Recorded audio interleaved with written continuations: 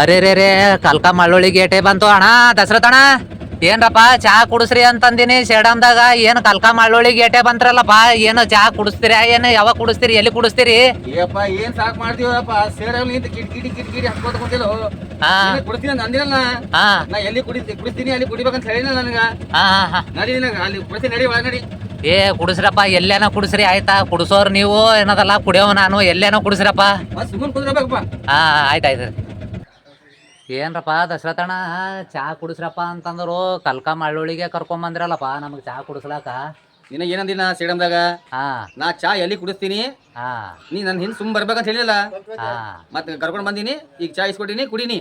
ಹಾ ನೋಡ್ರಿ ಏನದ ನಮ್ಮ ದಶರಥಣ್ಣಗೆ ಚಾ ಕುಡಿಸ್ರಿ ಅಂತ ಯಾರನ್ನ ಅಪ್ಪಿ ತಪ್ಪಿ ಹೇಳಿಗ್ರಿ ನೋಡ್ರಿ ಅವರು ಕರ್ಕೊಂಡು ಹೋದಲ್ಲಿ ಕುಡಿಬೇಕಾಗ್ತದ ಚಾ. ಈಗ ನೀವು ನೋಡ್ಲತ್ತಿರಲ್ಲ ಇದು ಕಲ್ಕ ಮಳ್ಳೊಳ್ಳಿ ನೋಡ್ರಿ ನಮ್ಮ ಫಾಲೋವರ್ಸ್ ಯಾರೀರಿ ಇದ್ರೂ ಇರ್ಬೋದು ಅಂತ ಅನಿಸ್ತದ. ಬರ್ರಿ ಚಾ ಕುಡಿಯಮ್ ಎಲ್ಲರೂ.